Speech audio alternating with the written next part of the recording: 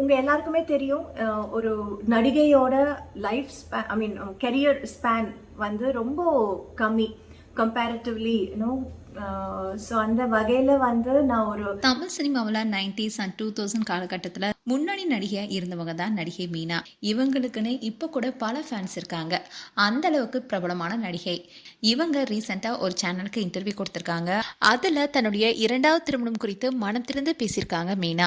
நடிகை மீனா தமிழ் மட்டும் இல்லாமல் தெலுங்கும் நடிச்சிருக்காங்க. அதுவும் கண்ணழகின்னு பலரால கொண்டாடப்பட்டாங்க. 10 வருடங்களுக்கு மேல யாராலையுமே அசைக்க முடியாத இடத்துல இருந்தாங்க மீனா.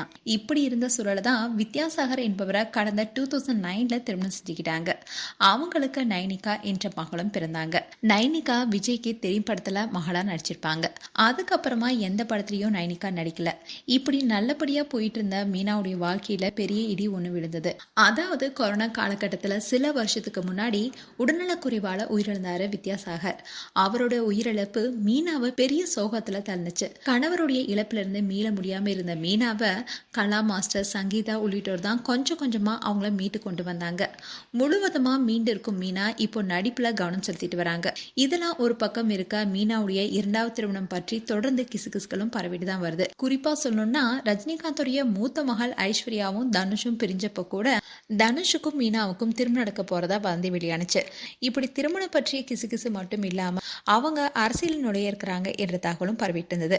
இதெல்லாம் நடந்துட்டு இருக்கும்போது எந்த ரியாக்ஷனுமே கொடுக்காம இருந்தாங்க மீனா. இந்நிலையில்தான் மீனா ஒரு யூடியூப் சேனலுக்கு இன்டர்வியூ கொடுத்துருக்காங்க.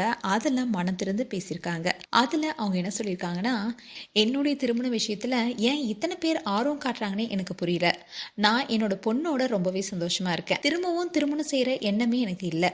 எந்த நடிகர் டிவோர்ஸ் பண்ணாலும் அதை கொண்டு வந்து என்னோட பேரை இணைச்சு பேசுறாங்க. அதுல எந்த உண்மையுமே இல்லை.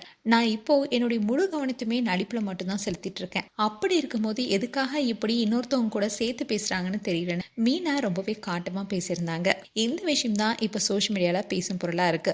மேலும் மீனா குறித்து உங்களுடைய கருத்துக்களை கமெண்ட் செக்ஷன் சொல்லுங்க. இது போன்ற வீடியோஸை பார்க்க நியூஸ் தமிழ் கிளிட்ஸ் சப்ஸ்கிரைப் பண்ணுங்க. மறக்காம நோட்டிபிகேஷன் பட்டனை கிளிக் பண்ணுங்க.